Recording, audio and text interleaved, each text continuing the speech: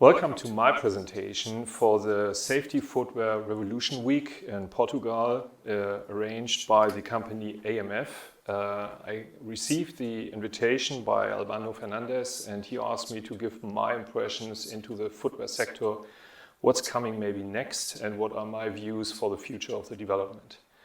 So I would like to give you some slides about my impression of this market, and I called it 2020's. It's more or less aligned to the 20s of the last century, 1920s.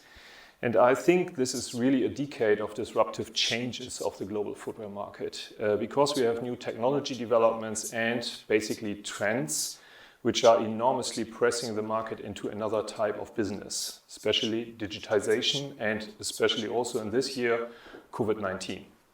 I'd like to give you my views onto the basic numbers of the footwear market. And this is just showing a drop down of this market, especially in this year. We are talking about a drop down of roughly 22%. This is caused just by the lower retail in this business, and this is globally, mostly driven in the US markets and also in Europe, but also infected by the Chinese consumption. So we are dropping down by roughly 5 billion pairs in this year. And what you see is that we are stepping back more or less in numbers of shoes, this is the red line, into the year 2000 and roughly 2010. Basically, the consumption per capita or per head is dropping back to a year 2016. So we are dropping back maybe roughly 10 to 15 years in these numbers. So this is a really dramatic drop down, and totally with the population rise and also the increase of welfare in the last 20 years, we have today 7.8 billion people on the globe. And I think that this market continuously go up, yes, but with this step down. So we need to go forward and look which are the basic trends in this industry. Driving consumer trends, I call this slide, and you see some of really important facts which are driving also our business. And I think it's really important to consider the end consumer in this business. And this is not strongly done by all the brands and not always done also by manufacturers. What we see is really something, an exciting consumer experience in retail. If you don't provide this fact, then you will have problems tomorrow to be successful in retailing. Another point is, and everybody knows it from your digital experience when you shop something, you will be influenced by product reviews which are given maybe by other consumers, and also you will be influenced by maybe vlogging or bloggers which are giving you impressions about product developments and quality and function. So I think we need to consider always all these parts which are really important, and we should put always the consumer centric. This is really important. Starting with design and also ending with production and shipment, and especially in the use phase. Well, I just made a short view on some numbers. How was the development of the largest retailer, the largest online retailers? And this is one is Amazon, you all know this, and the second one for me is really Alibaba. Maybe there are a lot of more of these names, definitely also in the fashion business, apparel, and also sport industry. What we see is really a strong rise. When you look on the Alibaba numbers starting with 2010 to 2020 roughly, they enormously grow up. And today they have a value of 72 billion US dollar, just calculated today with the currency exchange numbers of today, beginning of November. And Amazon in the same way is rising strongly, but today they have roughly 4 times the size of Alibaba revenues. So what is important now is also that the basic driven revenues from Alibaba are coming from the Singles Day. It's just maybe slightly ahead or just past some days ago, because this will be on the roughly 10th of November. And I expect that the number in this year will dramatically rise again, because the retail market in China is really dramatically going up for online retailing, and especially driven by smartphone retailing. So the number of Nike has been in 2020 37 billion US dollar revenue, and you see it in roughly in 2019. Alibaba had this in one day, in 24 hours, which is done by Amazon more or less also slightly, maybe a third of this part in one day when they have the Prime Day. But this is done in Nike revenues roughly in 1 year. And this is one of the largest companies in our business in general. When we are starting now to look on the numbers, which are the online and offline retailing numbers, these are really important numbers. So one is really the apparel business, which is 1.7 trillion US dollar, basically in 2019. And this market is rising from 14% to roughly 22% in online retailing. But I know much better the footwear business, which is 420 billion US dollar in market revenue roughly in 2019. And I have these numbers, which I found in the internet by different analytics and also by Statistica. These are current numbers which are provided now to the market. But my expectation is more that this business is rising strongly in this year, maybe by roughly 4% more. So that you're going up to maybe 25% in 2020, and in 2021 you go up to maybe 29% or roughly 30%. So these numbers are going up and mostly driven because the customer can retail 24 hours, 7 days a week and 365 days a year. So we need to consider this in our market, and if we want to push this business forward, we need to recognize data to have the security for any consumer that he's buying the right product. So one part is really we can recognize the foot geometry, and we can use also different scanning technologies to run it static or dynamic. When you're rolling your feet on the ground, we see pronation or supination. But what's even more important is how many of these scanners you have seen up to now in these shops. It's a high investment for a retail store. So people don't want to invest so much in these store equipment. They want to have more retail space.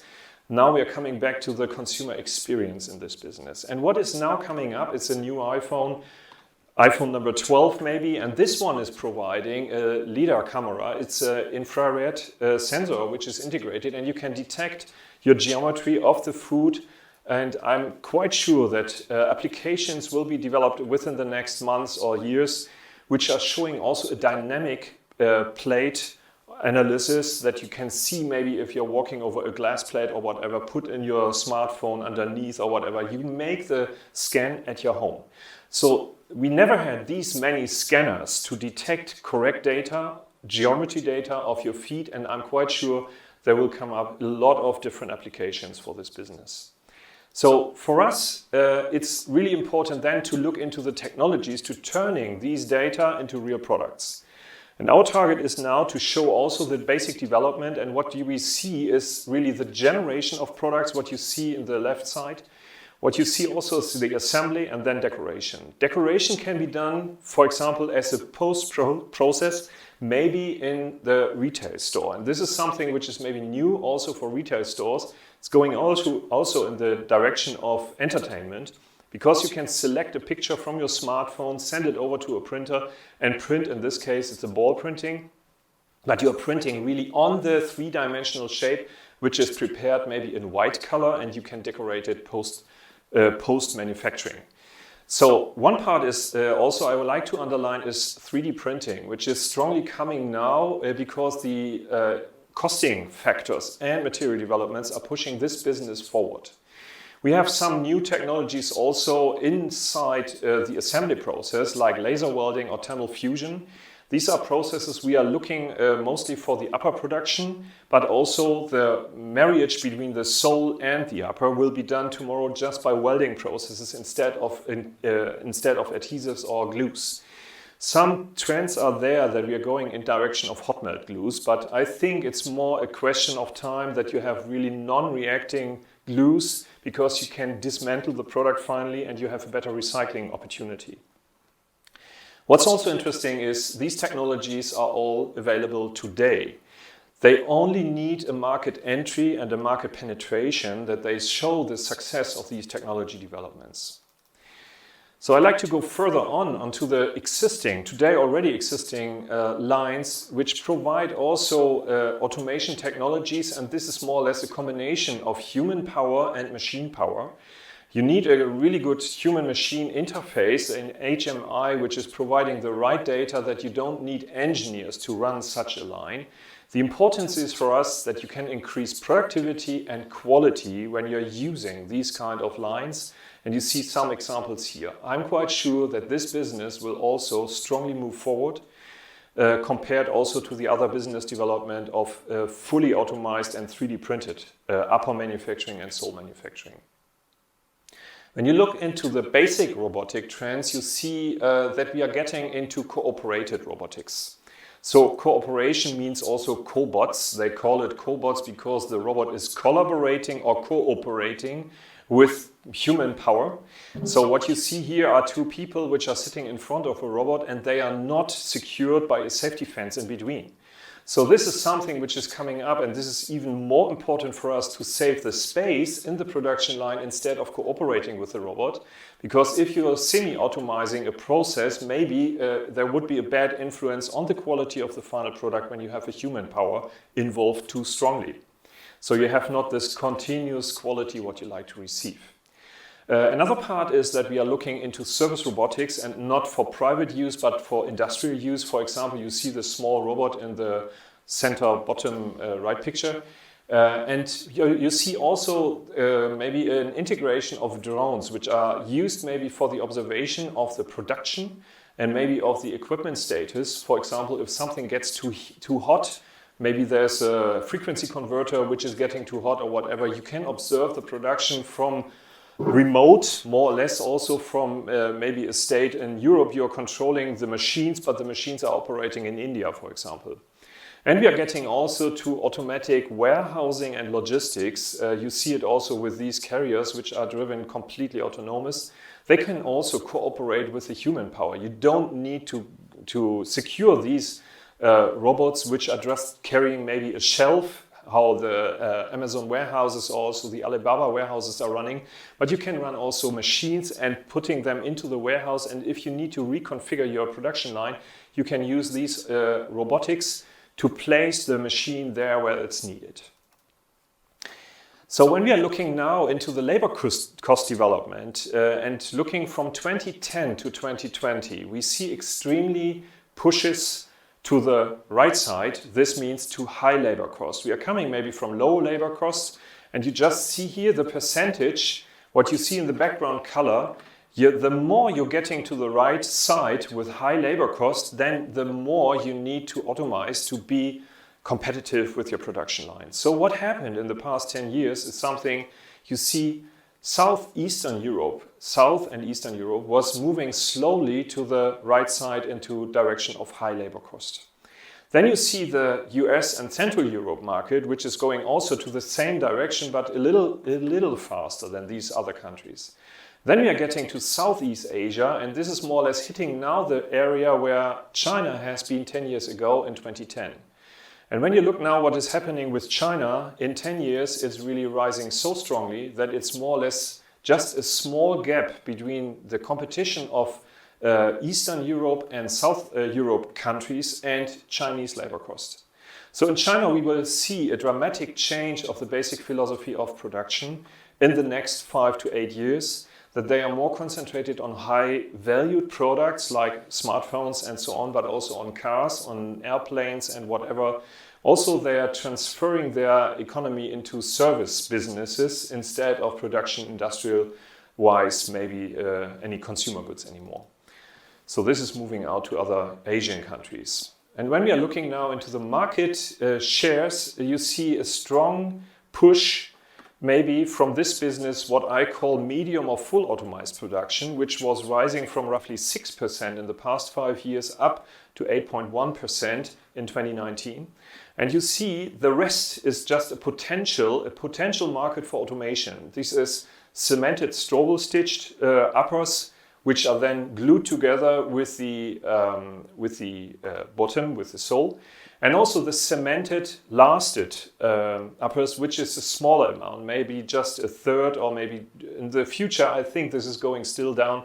And then we just have maybe cement stroble stitched shoes anymore. We see also here the numbers. In total, we see the dominating market is 17 billion pairs are made by stroble stitching. And these are numbers from 2019.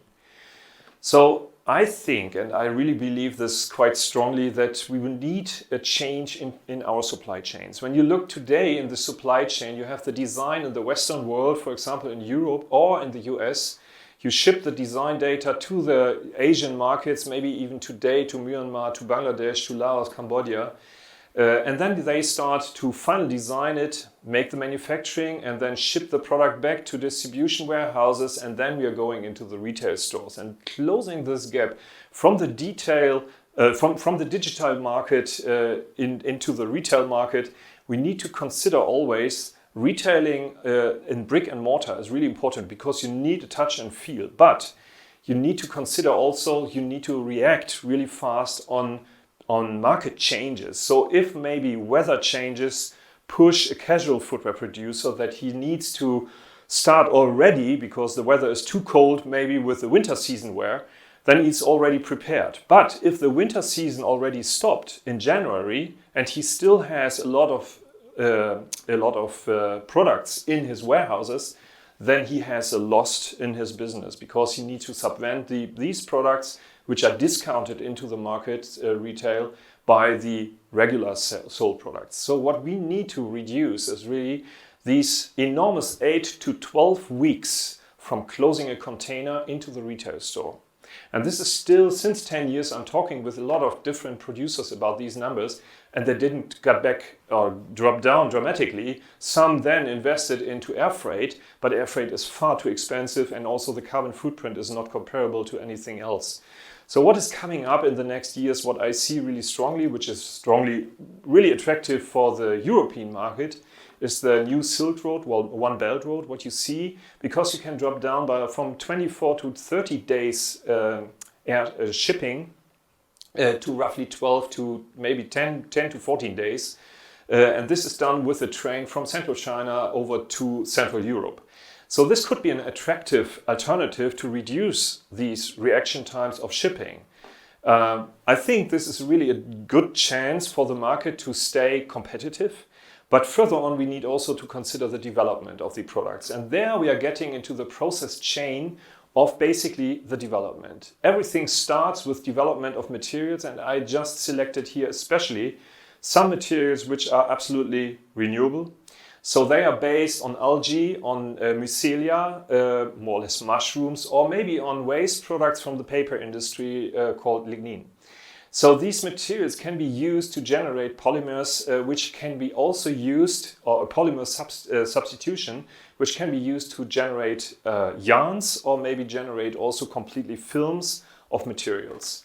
Also emboss it with any engravement and texture like leather, that you have an impression this is maybe leather, but it's not leather, it's a synthetic representation of this material. Another part is design. And there are new design tools in the market coming up. Most of the designers today still use paper or maybe Rhino as a design tool. But there are more and more virtual reality design tools which are really helping to use an iPad or maybe also your VR glasses, what you're using, and working into the virtual environment and making the design of a new shoe. This is, for example, from one of these new CAD systems. The design system is providing then all the data that you can generate directly 3D printed upper materials, or you can directly print the complete shoe. But still, we need to consider that we have roughly 68% of these cemented strobel-stitched upper production, and this will not be substituted from one day to another into this 3D printing business. So we need to assemble maybe shoes also in the future.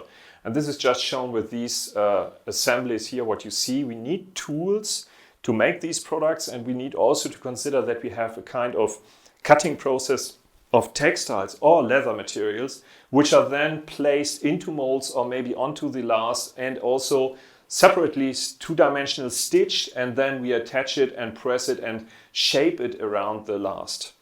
So what you see here are also shoes and the design. Some of you know maybe this brand design here, and they are now incredible to assemble because they are impossible to glue together. They have gaps here, windows in between. You need to consider always a really clear precision placing of the cement before you attach the upper inside and you have then undercuts, you need to place the last inside the sole, which has really undercuts. To get it inside and keeping the quality high is really challenging, I think, for this industry. So another view, I call it really the smart supply chain, could really start with basically the design. It's done for all the components for the shoe, and then transferring this into the production planning departments, which are then taking all these data and just converting it into digital data, which can be used to make the tooling or support the tooling processes, and then going directly into the manufacturing process. This is sometimes already to 60–70% already realized, but most of the manufacturing sites I know still using traditional processes, and they are transferring digital PDF files, but this is not digitization. What I call digitization is a really closed information set, which is designed on the one hand from the designer, and it's if the designer makes just a change in one dimension, it's directly transferred into the mold change. So you have a parametric mold design, and this is directly going through the complete line of information. Then we can blend this information with consumer input data. And you remember that I told you that you can use also your smartphone to scan your feet. When you have this scanning information of a consumer, then you can also adapt maybe the bottom part, what you see here in the picture, the bottom part of the last can be maybe attached finally. Some of you know it because we showed it already 4 years ago on one of our house fairs.